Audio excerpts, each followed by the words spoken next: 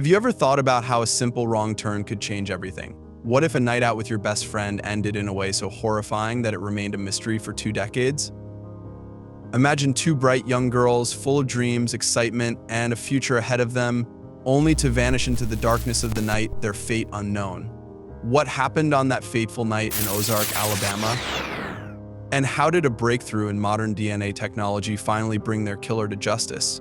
This is the tragic case of J.B. Beasley and Tracie Hawlett, a mystery that haunted their families, the town, and investigators for 20 long years. Housevil, true crime involving family. Every family has secrets, any family can cross the line. Hi, I'm Matt. Welcome to Housevil, where we explore the darkest stories of family secrets turned tragic. Today's case is one that left a town in fear, parents in anguish, and investigators frustrated for 2 decades. It's the story of two best friends, J.B. Beasley and Tracie Hawlett, who set out for a night of fun but never made it home. Their lifeless bodies were found stuffed into the trunk of J.B.'s car, both shot execution style.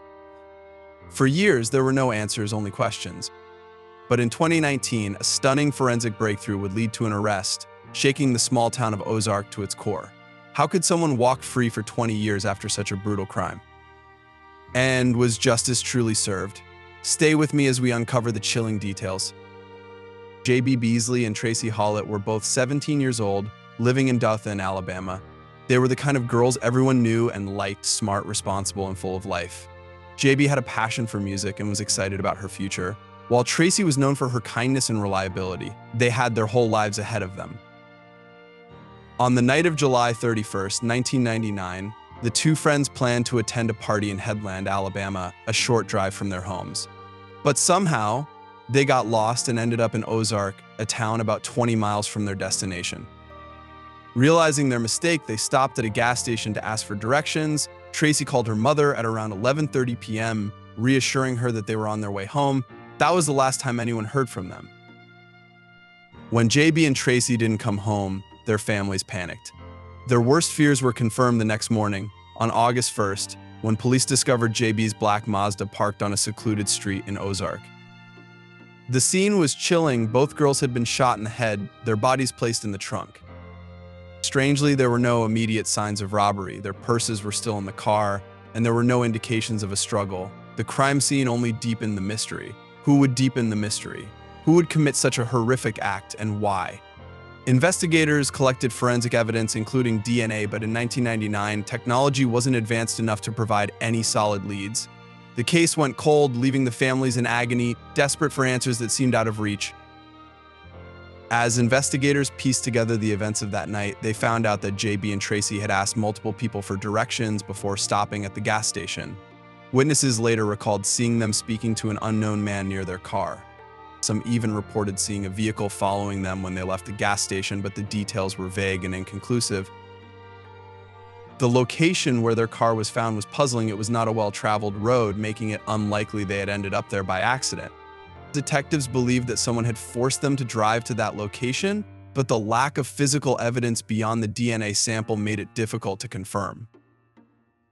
In the following days, law enforcement conducted extensive searches, looking for any possible murder weapon or additional evidence. They interviewed potential suspects, examined surveillance footage from nearby establishments, and checked every tip that came in. But each lead led to another dead end. The forensic team identified several fingerprints in the car, but none of them matched any known offenders at the time. In the weeks following the murders, the families of J.B. and Tracie made emotional pleas for information, appearing on news programs and distributing flyers. The case received national media coverage, bringing in an overwhelming number of tips. Some were credible, while others led nowhere. One particular tip suggested that the girls had been victims of a serial offender, but no evidence supported the theory. As time passed, the case began to fade from the headlines, but the families never gave up hope. Every year, on the anniversary of their deaths, vigils were held in their honor, keeping their memory alive. Investigators revisited the evidence multiple times, hoping for new insights that could lead to a break in the case.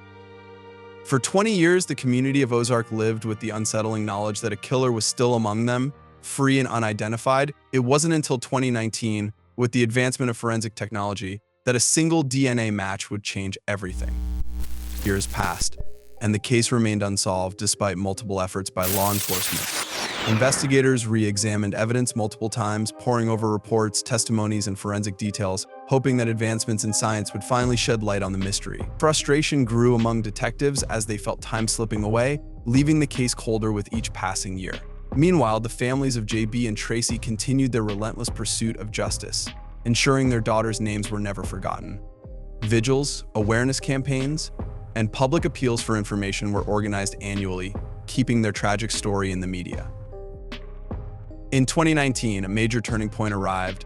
It came not from new witnesses or newfound evidence, but from an unexpected and powerful tool, genealogical DNA testing. This revolutionary forensic method, made famous by its role in solving the Golden State Killer case, enabled investigators to compare DNA from the crime scene with entries in public ancestry databases. Forensic specialists painstakingly traced genetic connections, following a complex web of relatives until they landed on a name that had never before surfaced in the investigation, Coley McCraney. McCraney, a former truck driver and respected church leader, had lived in Ozark at the time of the murders but had never been considered a suspect. His arrest sent shockwaves through the tight-knit community. Friends, neighbors, and churchgoers who had known him for decades struggled to believe the allegations, while others felt an eerie sense of unease had they been living alongside a murderer for 20 years. With McCraney in custody, investigators wasted no time in securing further proof. A court-ordered DNA sample confirmed an undeniable match to the genetic material collected from the crime scene. It was the breakthrough authorities had been waiting for. However, when confronted, McCraney insisted on his innocence. He admitted to having known J. Beasley, but claimed that any DNA evidence was the result of a consensual encounter, not murder. His statement raised further questions. If not McCraney, then who else could have committed this heinous act? Was there another accomplice still out there? The arrest led to an outpouring of emotions in Ozark and beyond. Some saw it as long overdue justice finally being served, while others hesitated, unsure whether McCraney's conviction was truly airtight. Law enforcement, however, remained confident in their evidence, believing that after 20 years of dead ends, they had finally unmasked the man responsible for robbing two young women of their futures. The stage was set for a courtroom battle that would either cement McCraney's fate or introduce yet another twist in the case. As the trial unfolded, prosecutors meticulously laid out the forensic evidence that tied McCraney to the crime scene. They highlighted the indisputable DNA match and the chilling fact that McCraney had never voluntarily come forward to clear his name. The prosecution constructed a damning timeline, showing how McCraney could have crossed paths with the girls that night, luring them into a deadly trap. Witness testimonies were presented, including individuals who had seen an unidentified vehicle trailing the girls' car near the gas station. The prosecution painted a horrifying image of a man who took advantage of two young, vulnerable girls, silencing them in the most brutal way possible to cover his tracks.